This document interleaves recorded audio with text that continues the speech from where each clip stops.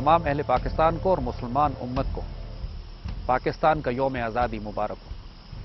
27 رمضان کے حوالے سے یہ بات ہمیں اللہ تعالیٰ یاد کراتا ہے کہ یہ پاکستان اس نے لیلۃ القدر کے سائے میں پیدا کیا۔ یہ پاکستان جس پر سایہ خدائے ذوالجلال ہے، یہ ہمارا ترجمان ماضی بھی تھا اور شان حال بھی، اور انشاءاللہ جان استقبال بھی۔ آج پاکستان کے نوجوان، پاکستان سے پیار کرنے والے بچے، پاکستان کی مسلح افواج اور محب وطن، اللہ اس کے رسول سے محبت کرنے والے لوگ پاکستان کی اس حالت کو دیکھ کر پریشان ہیں۔ لیکن یہ بات ہم آپ کو اللہ کے فضل سے کہتے ہیں کہ حوصلہ رکھیے، یہ پاکستان اللہ کی حفاظت میں ہے۔ یہ پاکستان جو 27 رمضان کو اللہ نے ہمیں تحفے میں دیا تھا، جو تمام دنیا کی کوششوں کے باوجود نہ صرف بچا بلکہ بڑھ کر ایک ایٹمی طاقت بنا، انشاءاللہ آنے والے وقتوں میں اس پاکستان سے ایک ایسی قوم نے، ایک ایسی نسل نے بیدار ہونا ہے جو سبق پڑھے گی صداقت کا، عدالت کا اور شجاعت کا، کہ لیا جائے گا اس سے کام دنیا کی امامت کا۔ لیکن اس وقت اللہ تعالیٰ خوش نصیبوں کو منافقوں، جھوٹوں، مکاروں اور دشمنوں سے الگ کر رہا ہے۔ یہ جو آزمائشیں اس وقت آپ پاکستان میں دیکھ رہے ہیں، یہ بھی اللہ تعالیٰ کا صفائی کا ایک عمل ہے جو جاری ہے۔ یہ ناپاک جمہوری نظام، اس کی غلاظت تمام تر ناپاکیوں اور پلیتیوں کے ساتھ آپ کے سامنے آ رہی ہے۔ وہ تمام دشمن جو کبھی مذہب کے روپ میں چھپ کر خوارج، ٹی ٹی پی کے دہشت گرد ہوں، یا سیکولر لبرل دہشت گرد بلوچستان لبریشن آرمی کے نام پر ہوں، یا جو قوم کو مسلکوں میں، فرقہ واریت میں، قومیت میں، لسانیت میں، عصبیت میں تقسیم کر کے اس ملک کو نقصان پہنچا رہے ہوں، وہ سارے ناپاک چہرے اب اللہ نے سامنے کر دیے۔ آج پورا ملک دہشت گردی کی ایک لپیٹ میں آپ کو نظر آتا ہے۔ معاشی اور معاشرتی طور پر ایک انتشار میں مبتلا ہے۔ کوئی قیادت کہیں نظر نہیں آتی۔ ملک کا میڈیا آوارہ، ناپاک بلکہ غدار ہو چلا ہے۔ ملک کی عدلیہ، جہاں پہ عدل ملنا چاہیے تھا، وہاں عدل کا نیلام ہو رہا ہے، اور مسلح افواج وہ کہ زمین پر جانوں کی قربانیاں دے کر پاکستان کا دفاع کر رہی ہیں، لیکن فوج کا سپہ سالار بھی آج خاموش ہے۔ حالانکہ اس شیر کو دھاڑ کر اپنے وجود کا احساس دلانا چاہیے تھا اس وقت جب پوری قوم مایوسی کا شکار ہو رہی ہے۔ ایسی صورتحال میں بچے سوال کرتے ہیں کہ آنے والے وقتوں میں کیا ہوگا۔ ہم یہ تھوڑا سا اس یوم آزادی کے حوالے سے ایک حوصلہ دیتے ہیں آپ کو کہ تسلی رکھیں۔ اللہ تعالیٰ کے اپنے راز ہیں جو وہ آہستہ آہستہ کھول رہا ہے۔ جیسے بات آپ کو بتائی کہ یہ ناپاک اور پلیت نظام، اس کو ظاہر کر دیا گیا ہے، اس میں منافق اور ناپاک چہرے ظاہر کر دیے گئے ہیں۔ اب لوگوں کا شوق پورا ہو چکا ہے کہ نہ ڈیموکریسی ہوگی، نہ ڈکٹیٹرشپ ہوگی۔ اب اللہ مجبور کرے گا اس قوم کو کہ یہ واپس پلٹے اس وعدے کی طرف جس وعدے پر ہم نے یہ پاکستان 27 رمضان کو حاصل کیا ہے۔ پاکستان کا مطلب کیا ہے؟ لا الہ الا اللہ۔ اس زندگی کی قیمت کیا؟ لا الہ الا اللہ۔ میرا تیرا جینا کیا؟ لا الہ الا اللہ۔ میرا تیرا مرنا کیا؟ لا الہ الا اللہ۔ اس زندگی کی قیمت کیا؟ لا الہ الا اللہ۔ اس نعرے پر ہم نے پاکستان حاصل کیا تھا، اور اب اس کی تکمیل کا وقت آ پہنچا ہے۔ پاکستان کا مقصد کیا؟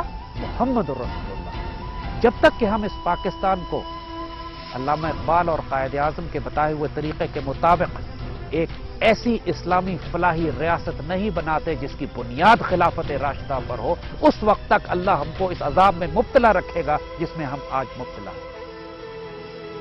ہمارے حکمران یہ بات ماننے کو تیار نہیں ہے، لہٰذا یہ مارے بھی جائیں گے، ہٹائے بھی جائیں گے۔ ہماری عدلیہ یہ ماننے کو تیار نہیں ہے کہ ملک میں شریعت کا نظام ہونا چاہیے، لہٰذا اللہ نے دنیا اور آخرت میں رسوا بھی کرے گا اور کر رہا ہے۔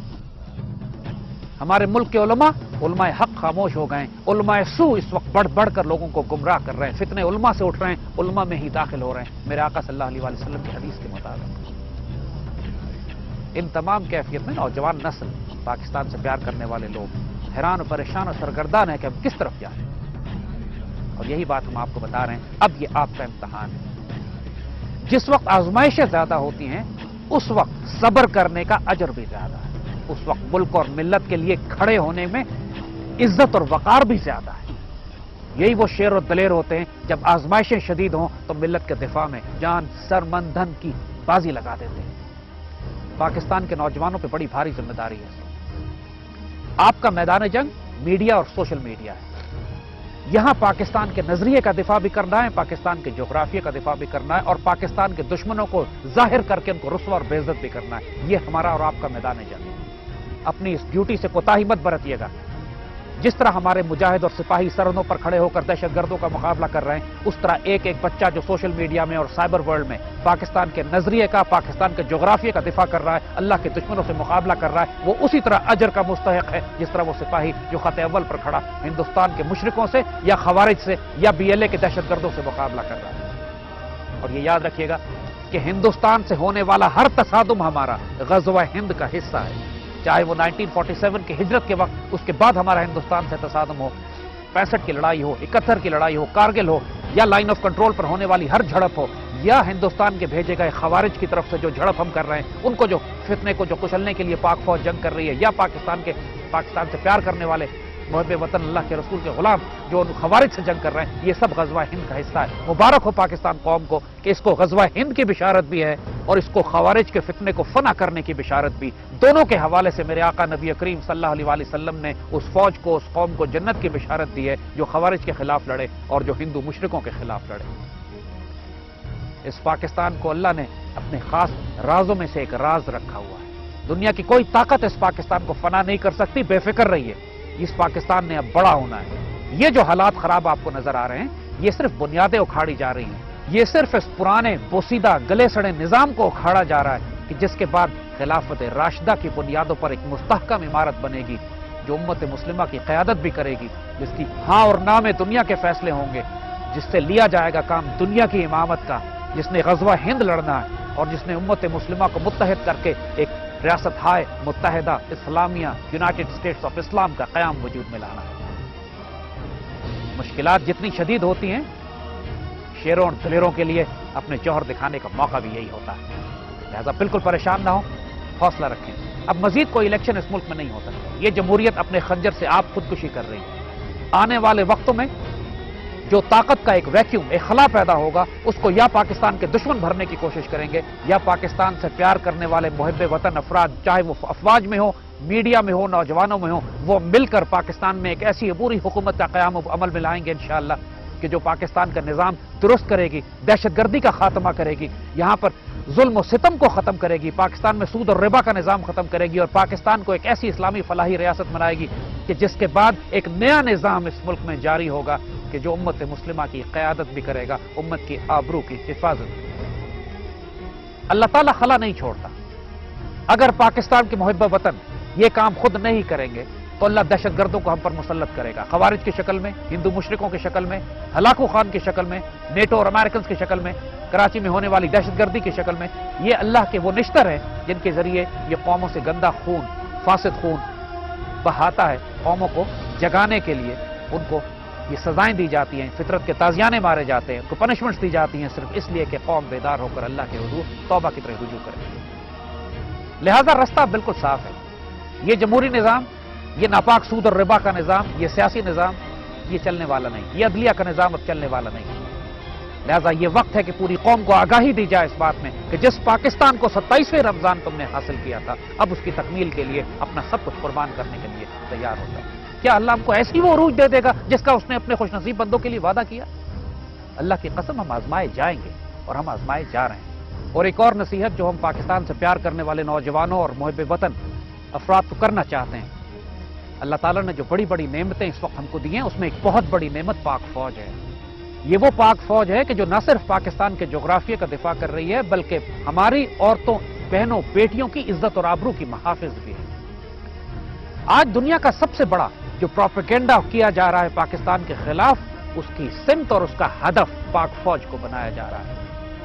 کوشش یہ کی جا رہی ہے کہ یہ آخری چٹان جو اس امت رسول کے آخری قلعے کی حفاظت کر رہی ہے، اس کو بھی گرا دیا جائے۔ دشمن کی اس چال کو سمجھیے گا۔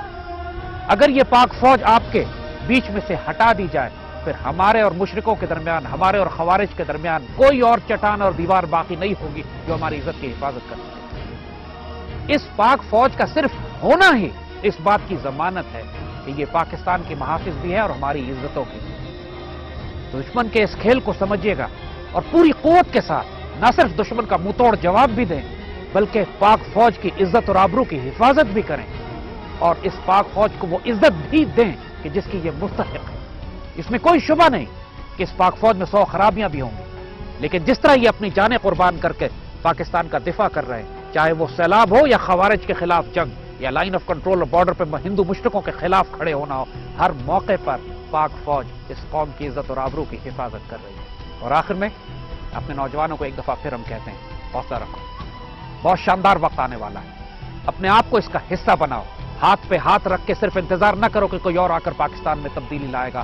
آپ کو اس تبدیلی کا حصہ بننا ہے. آپ کی تدبیر آپ کی تقدیر بننی چاہیے. آپ پلان کرو، اللہ تعالیٰ کو بتاؤ، وہ خود پوچھے آپ سے، خدا بندے سے خود پوچھے بتا تیری رضا کیا ہے. یہ وہ کمال حاصل کرو کہ جس کے بعد اللہ آپ کو وہ قیادت دے کہ جس کا اس نے ہم سے وعدہ کیا ہے. ہمیں اپنی ذمہ داری کرنی ہے. اللہ اپنے وعدے پورا کرنے والا ہے، اور کون ہے جو اللہ سے بڑھ کر اپنے وعدے پورا کرتا ہو. اسٹینڈ یونائٹڈ، اسٹینڈ فرم. پاکستان زندہ باد.